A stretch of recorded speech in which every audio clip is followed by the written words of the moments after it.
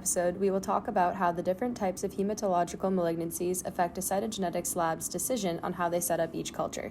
Heme, short for hematology, is the study of blood, and onc, short for oncology, is the study of cancer. Together, heme-onc malignancies generally indicate a cancer or disease of the white blood cells, also known as leukocytes. There are many subsets of white blood cells, each with its own set of ways to go awry, resulting in a variety of malignancies.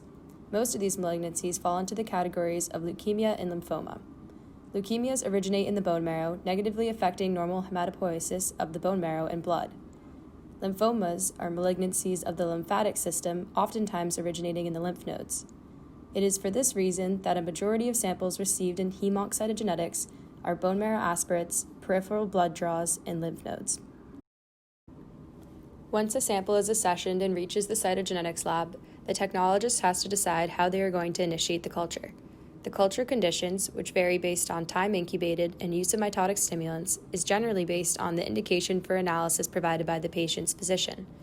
Cytogenetic studies are most effective when metaphases are analyzed from the diseased cell populations, as analyzing unrelated cell populations may lead to a false negative.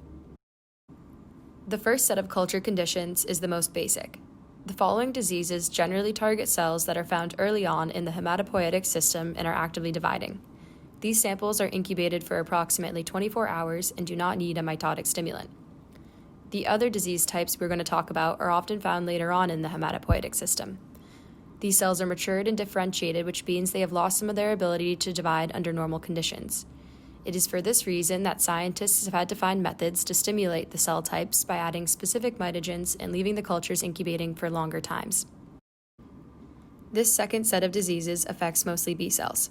B-cell lymphomas are difficult to culture because they rapidly apoptose ex vivo, they do not spontaneously divide, and they have a very weak response to standard B-cell mitogens. So in order to target this B-cell population, we add a cocktail of stimulants to these cultures and incubate them for roughly 72 hours. This cocktail contains CpG-rich oligonucleotides, pokeweed mitogen, and PMA. This third set of diseases mainly affects T cells.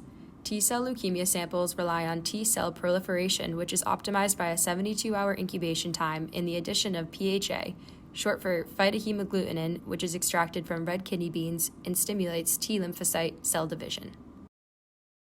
Finally, this fourth set of diseases include the plasma cell neoplasms.